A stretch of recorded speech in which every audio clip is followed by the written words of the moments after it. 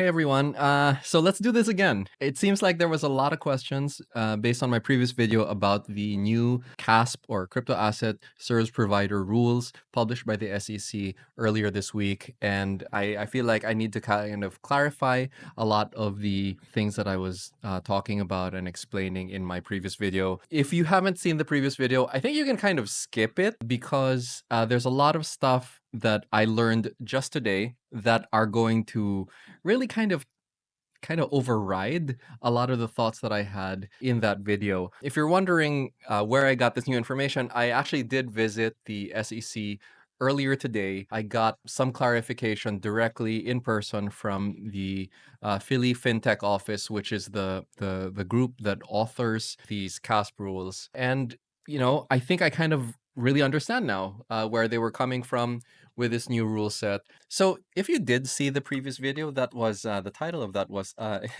is the SEC banning crypto education. So it turns out this is totally it doesn't matter. This is not the question we should be asking. So if you are worried about this, don't worry.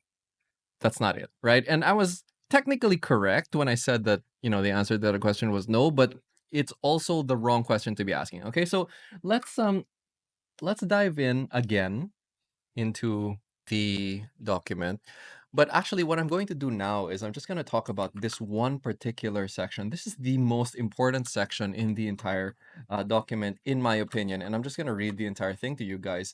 Crypto assets shall not be sold, offered for sale, or distributed in the Philippines without complying with these rules and the CASP guidelines. And this is, it seemed kind of harmless when I was first reading it, but actually, it is really fundamental. So let's talk about the Philippine crypto ecosystem first, right? And I think we kind of already understand most of this, but let's just say this, right? So there are basically two types of exchanges in the Philippines. There's local and there's international. You know the names of the local ones. There's Coins, there's PDAX, there's G that's us. There's Maya.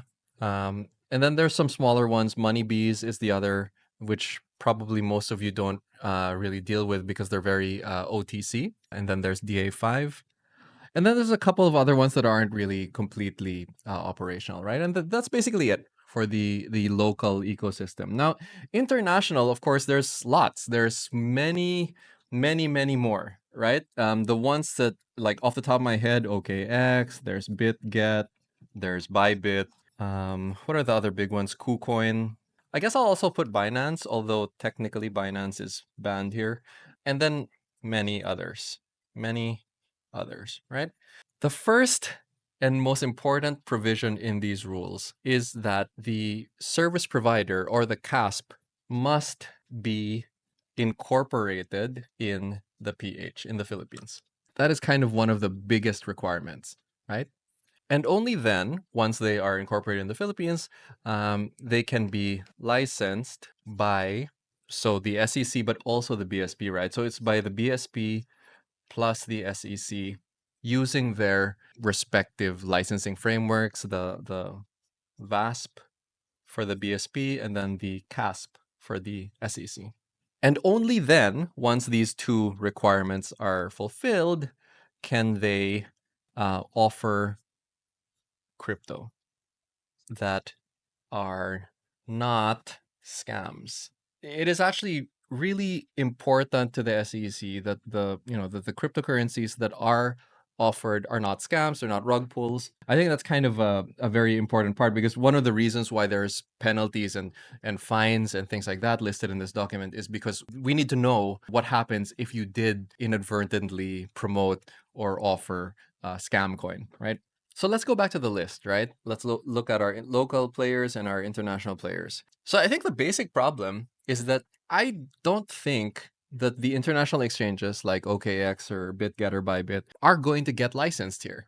I think that the problem is even without their license, they continued to make their full service available, and I don't think that is a great way to, make peace with the regulators. Technically speaking, to offer crypto exchange services in the Philippines is illegal if you don't have the VASP license. If any Philippine company tried to do that, they would immediately get penalized and fined and shut down by the SEC. But the thing about OKX and BitGet and Bybit, etc., is that they can do that because they have no company to shut down here in the Philippines. They are just using the internet itself as a way to reach Filipinos. And I can see both sides of it. I know that the Filipino community loves these brands. I know that we love OKX and Bybit and BitGet, et cetera, right? We love these brands because what? They're cheaper. And honestly, I cannot argue with that. They're definitely cheaper. But possibly the reason why they're cheaper is because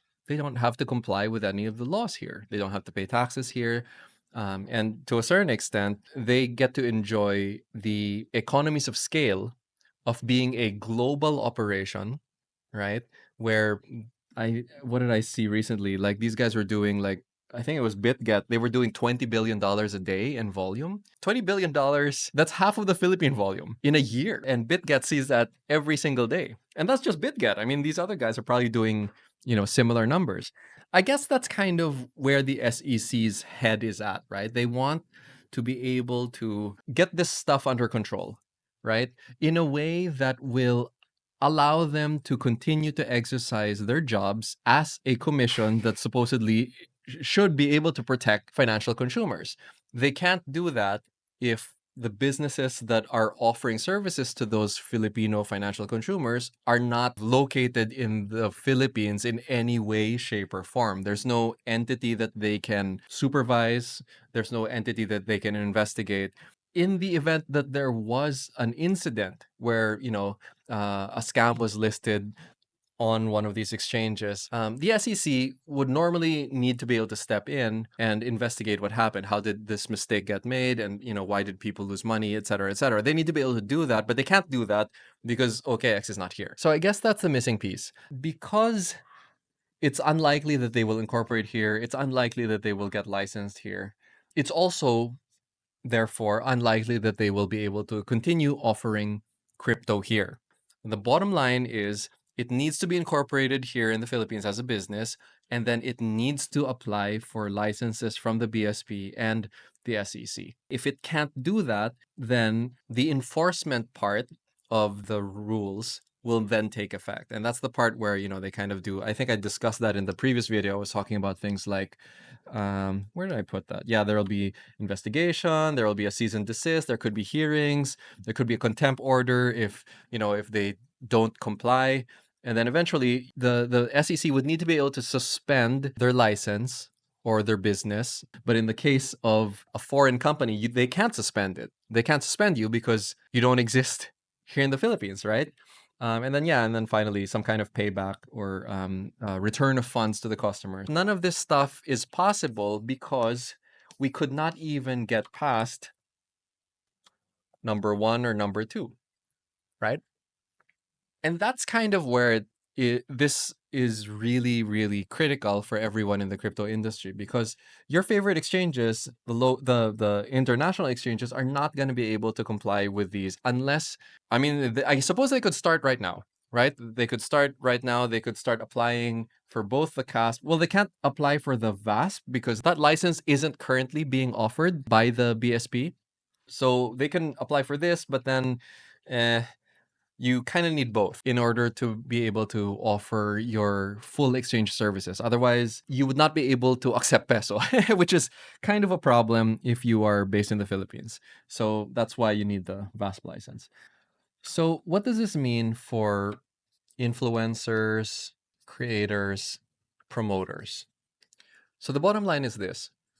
There's two things, right? You should only work for CASPs. And this is kind of obvious now based on everything that I've said above, right? If a particular exchange or platform is not a registered CASP, then they could eventually get blocked or banned by the SEC. So you as an influencer, it makes the most sense to only work for CASPs because otherwise you would be promoting a brand or a platform that literally becomes inaccessible within the next I don't know, year or whatever. I mean, obviously, again, this is the part where I am theorizing. I don't know how long it's going to take for the enforcement part of this conversation to actually happen. But the other thing is you should be incorporated in the Philippines. So you should have a business entity. And the business entity does not need to be a CASP. You're not a CASP. You're just a promoter, right? So very likely your business category would be something like marketing firm. That's basically it. Those are the basic requirements for influencers, creators, or promoters. So what if you were not a professional? What if you were just like a fan, right? What about the fans? People who just like a particular protocol or token or blockchain, or they like a particular Web3 game. They just really like talking to people on the internet about it, posting about it, or engaging with other fans like them. Should be okay. So don't worry about being a fan. That's not, that's not going to be the issue here. I think the biggest indicator that you are a professional promoter or a professional marketer or a professional influencer is when you are actually receiving some kind of compensation from the projects that you were talking about. Now, they actually kind of define that compensation does not always just mean money. It could be other things like, it could be information. It could come in the form of non-monetary benefits like big gifts or things like that. So anyway, but the point is that, if you're a professional, you probably know it, right? You probably know that you're a professional because you have been receiving some income or revenue from this particular part of your job. A fan probably will not have that kind of confusion in their brain because they don't receive compensation for that particular part of their job. Or maybe if they do, it's incredibly small, or it's not, it's not substantial enough for them to leave their day job, right? So yeah, I don't think that's a problem, and I think you should be fine. Okay, so now let's talk about the next 6 to 12 months.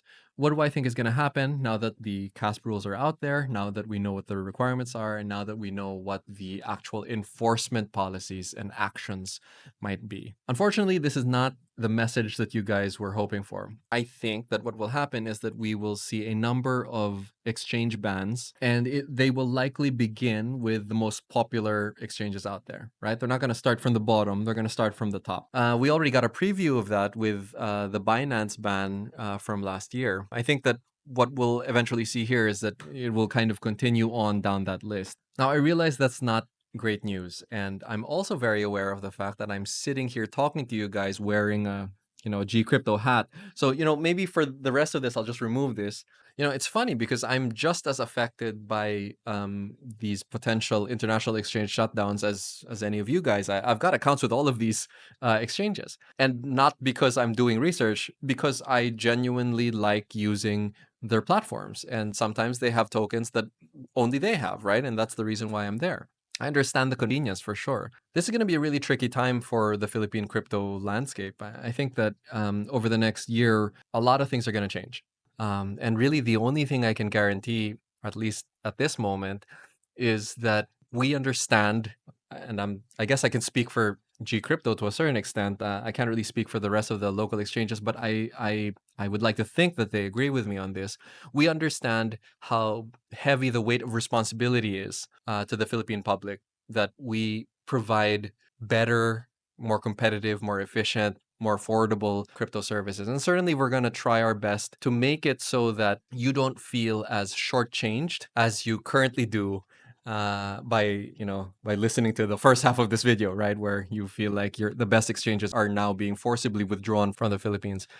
What people often forget is that exchanges and any business really, they're made up of people, people like me and my team, and the team at PDAX, the team at Coins. They're all people. They're all people like you, very likely, who really like crypto, believe in crypto, and want to make this stuff accessible. I don't think it's impossible for our exchanges to do better. And I think that given that the competitive landscape is going to change very, very drastically over the next year, we need to get our act together. So that's it, everyone. Thanks for listening, Crypto Fam.